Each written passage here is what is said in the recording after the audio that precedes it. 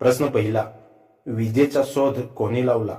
Option A Galileo, B Benjamin Franklin, C Nikola Tesla, D Michael Faraday.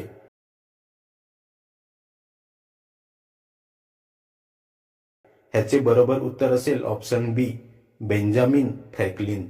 1752 मध्ये Benjamin Franklin यांनी पावसाळ्यात आकाशात पतंग उडवून एक प्रयोग केला. त्या पतंगाला धातूची किल्ली बांधलेली होती. विजेचा कडकडाट होत असताना त्या किल्लीमध्ये विद्युत प्रवाह आला. त्यामुळे आकाशातील वीज आणि विद्युत प्रवाह हे एकाच प्रकारचे असल्याचे सिद्ध झाले. त्यामुळे विजेच्या अभ्यासाला सुरुवात झाली. प्रश्न क्रमांक 2, टेलिफोनचा शोध कोणी लावला?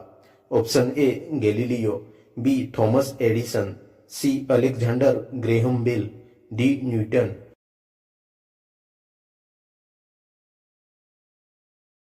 ह्याचे बरोबर उत्तर असेल option C Alexander Graham Bell. 1876 मध्ये अलेक्झांडर ग्रेहम बेल यांनी असा एक यंत्र तयार केले ज्यामुळे माणसाचा आवाज तारेद्वारे दूरवर पाठवता येत होता.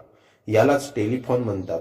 त्यांच्या या शोधामुळे लोकांना दूर असलेल्या व्यक्तींशी लगेच बोलणे शक्य झाले आणि जगातील संवाद पद्धतीत मोठी क्रांती झाली. प्रश्न क्रमांक 3, बल्बचा शोध कोणी लावला? Option A Nikola Tesla, B James Watt, C Newton, D Thomas Edison.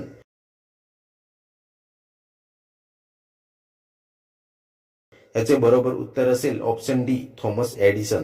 1879 मध्ये थॉमस अल्वा एडिसन यांनी असा विद्युत बल्ब तयार केला जो विजेच्या मदतीने प्रकाश देत होता आणि बराच वेळ चालत होता.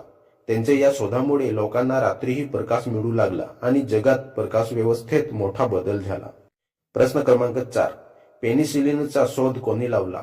Option A Alexander Fleming, B Louis Pasteur, C Edward Jenner, D Newton.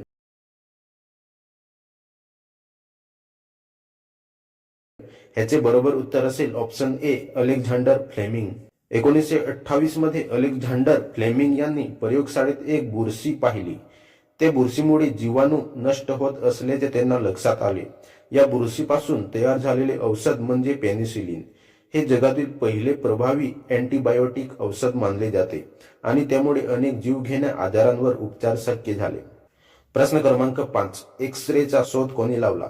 Option A Isaac Newton, B Albert Einstein, C William Röntgen, D James what.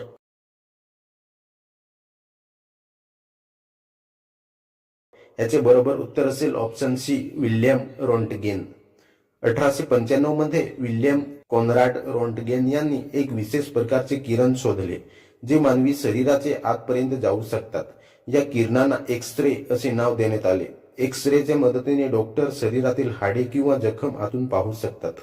त्यामुळे वैद्यकीय क्षेत्रात हा शोध खूप महत्वाचा ठरला. प्रश्न क्रमांक 6, टेलिव्हिजनचा शोध कोणी लावला? Option A Marconi, B Thomas Edison, C Alexander Bell, D John Logie Baird.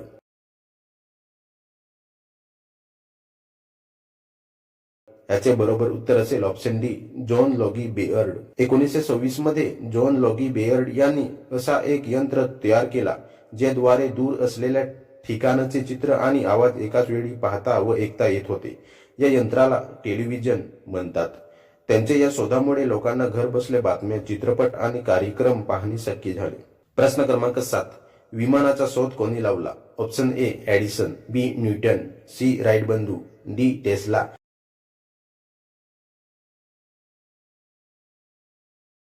याचे बरोबर उत्तर असेल ऑप्शन सी राईट बंधू. 1903 मध्ये राईट बंधूंनी जगातील पहिले यशस्वी उड्डाण करणारे विमान तयार केले. त्यांनी बनवलेले विमान आकाशात सुमारे 12 सेकंद उडाले. या शोधामुळे हवाई प्रवास शक्य झाला आणि आज आपण काही तासांत एका देशातून दुसऱ्या देशात जाऊ शकतो. प्रश्न क्रमांक 8, प्रिंटिंग प्रेसचा शोध कोणी लावला? Option A Edison, B Johannes Gutenberg, C Newton, D Marconi.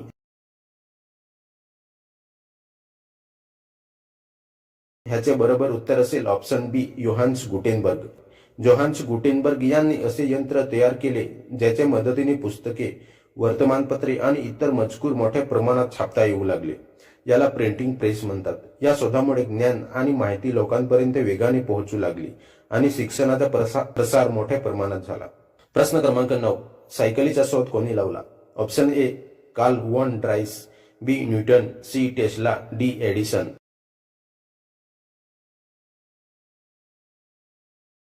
याचे बरोबर उत्तर असेल option A Karl von Drais. 1817 मध्ये कार्ल ड्राईस यांनी 2 चाकांचे एक साधन तयार केले ज्यावर बसून माणूस पायाने जमिनीला ढकलून पुढे जाऊ शकत होता.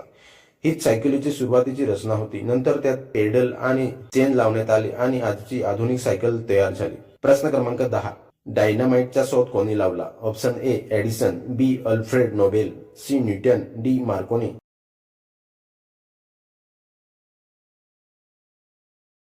याचे बरोबर उत्तर असेल ऑप्शन बी अल्फ्रेड नोबेल. 1867 मध्ये अल्फ्रेड नोबेल यांनी नायट्रोग्लिसरीन या धोकादायक स्फोटकाला सुरक्षित पद्धतीने वापरता येईल असे बनवले. या नव्या स्फोटकाला डायनामाइट असे नाव देण्यात आले.